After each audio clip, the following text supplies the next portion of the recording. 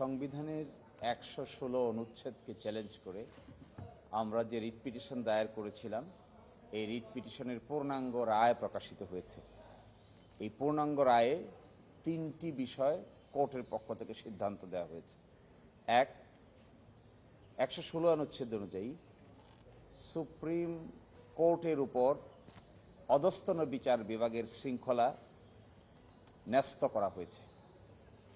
আগে ছিল এটি প্রেসিডেন্টের উপর, এবং সুপ্রিম কোর্টের সাথে পরামর্শ করে এই ক্ষমতা এক্সারসাইজ করা হতো। এই রায় অনুযায়ী এখন থেকে সুপ্রিম কোর্টের উপরেই অধস্তন বিচার বিভাগের শৃঙ্খলা, বদলি, ছুটি, পদোন্নতি ন্যস্ত থাকিবে। এবং এই যে সংবিধানের বিধান ছিল, এই সংবিধানের বিধানকে অটোমেটিক রেস্টোর করা হয়েছে। এই জন্য ফার্দার কোনো আইন পাশ করারও প্রয়োজন হবে না। দ্বিতীয়ত হলো শৃঙ্খলা বিধি, যেটি ছিল ২০১৭ সালে, যে কনটেক্সটে একজন বিচারপতিকে দেশ থেকে তাড়িয়ে দিয়ে আরেকটি কনটেক্সটে শৃঙ্খলা বিধিকে গ্রহণ করা হয়েছিল। এই শৃঙ্খলা বিধি ২০১৭ অধস্তন বিচারকদের শৃঙ্খলা বিধিকে অসাংবিধানিক ঘোষণা করা হয়েছে। আর তৃতীয়ত ৯০ দিনের ভিতরে বিচার বিভাগীয় পৃথক স্বাধীন সচিবালয় প্রতিষ্ঠার নির্দেশ দেওয়া হয়েছে।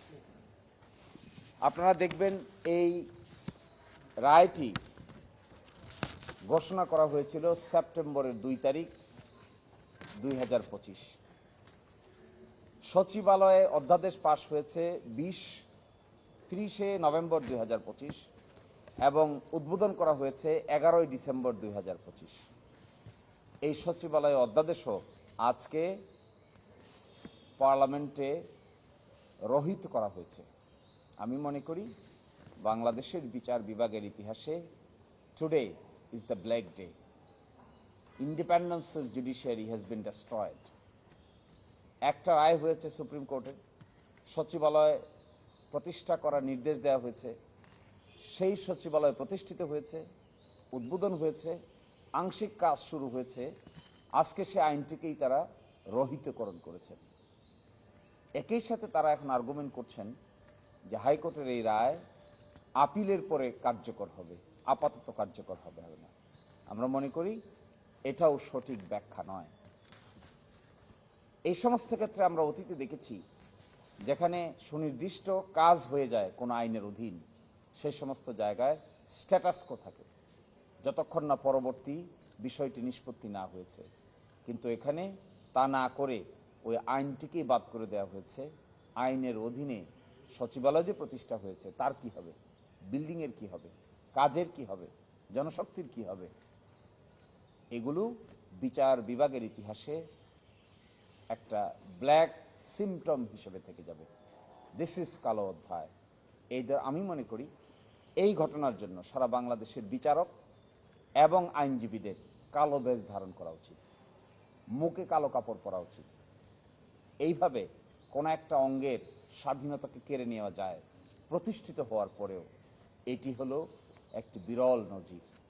অতীতে বিচার বিভাগীয় সচিবালয় প্রতিষ্ঠা হয় নাই, কিন্তু প্রতিষ্ঠার পরে এটিকে এইভাবে ডেস্ট্রয় করা যায়, নিশ্চিহ্ন করে দেওয়া যায়, তার একটি বাস্তব নমুনা আমরা দেখতে পেলাম।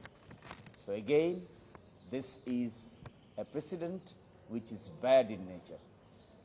Nobody should appreciate this type of act by the government.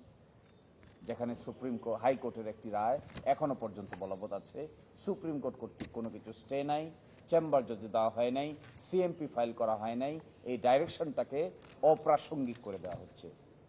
This is something in other way around contemptuous as well.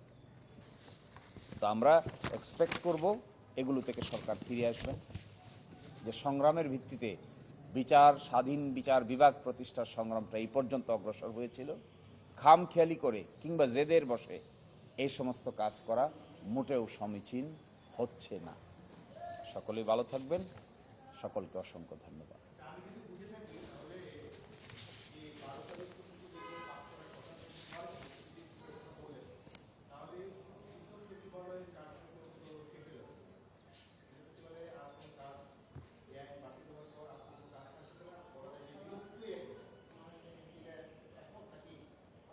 একমত।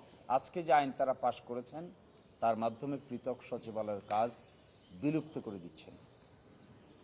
এই যে বিলুপ্তি, একটা প্রতিষ্ঠিত সচিবালয়কে বিলুপ্তি করার মাধ্যমে যে ধরনের অ্যাক্টিভিটি সহ করা হচ্ছে, এটি আবার বিচার বিভাগের স্বাধীনতাকে ইংরেজিতে বলে হুইটেল ডাউন, অর্থাৎ ভেঙে খান খান করে দেওয়া হচ্ছে।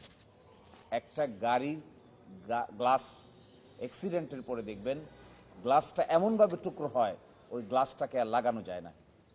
এখন যে কাজটি সরকার করছে, এটা একদিকে কন্টেম্পচুয়াস, আরেকদিকে দুঃসাহস, আরেকদিকে প্রতিষ্ঠিত principal of the Supreme Court and the Constitution, independence of judiciary, has been destroyed by this act.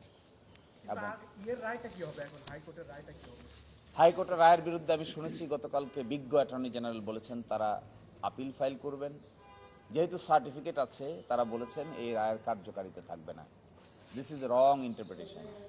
যতক্ষণ পর্যন্ত এই ডাইরেকশনের উপরে কোনো স্থগিতাদেশ না থাকবে, ততক্ষণ পর্যন্ত এই ডাইরেকশন মানতে সরকার সহ সকল কর্তৃপক্ষ বাধ্য থাকিবেন।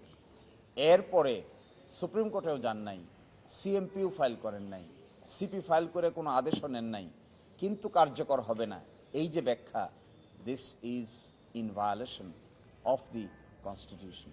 এগুলো কন্টেম্পচুয়াস হয়।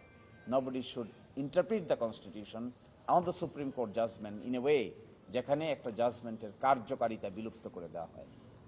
এই ডাইরেকশনটা থাকা অবস্থায় কি করে আমাদের দেশের পার্লামেন্টেই এই ধরনের আইন পাশ করতে পারেন, বিলুপ্ত করে? যে রায়ের কনসোনেন্সে এই আদেশ জারি হলো, অধ্যাদেশ জারি হলো, সরকার ছিল না বলে, পার্লামেন্ট ছিল না বলে, সেই অধ্যাদেশের কার্যকারিতাও স্টার্ট হলো। এখন সেই রায়ের পূর্ণাঙ্গ কপিও বের হলো।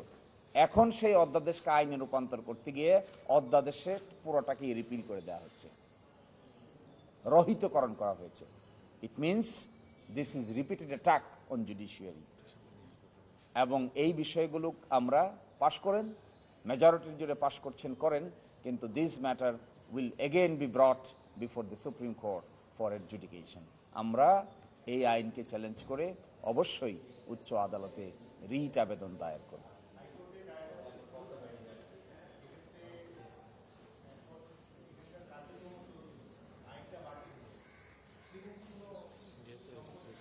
এর মাধ্যমে বাংলাদেশের বিচার বিভাগ এবং পার্লামেন্টের মধ্যে একটা ভিজিবল ক্ল্যাশ তৈরি হচ্ছে। এর মাধ্যমে বিচার বিভাগ এবং সরকারের মধ্যে একটা ইন্টারনাল এবং এক্সটার্নাল ভিজিবল টেনশন শুরু হচ্ছে, এবং সরকার এই টেনশনটাকে উস্কানি দিচ্ছেন, which is not right for a state. এই সমস্ত ঘটনা অতীতে ইন্ডিয়াতে করার চেষ্টা করা হয়েছে, একইভাবে বিচার বিভাগকে অ্যাসল্ট করার চেষ্টা করা হয়েছে, কিন্তু ফাইনালি বিচার বিভাগের সঙ্গে ইন্ডিয়ান সরকারও টিকতে পারেনি। ফলে আমরা যেটা মনে করছি, আমরা মনে করি এই আইন, আমি একটু আগে দেখলাম পাশ হয়েছে সংসদে, এই আইনের গেজেট জোগাড় করব, and we will approach before the high court division filing a writ petition to challenge and to make the law unconstitutional.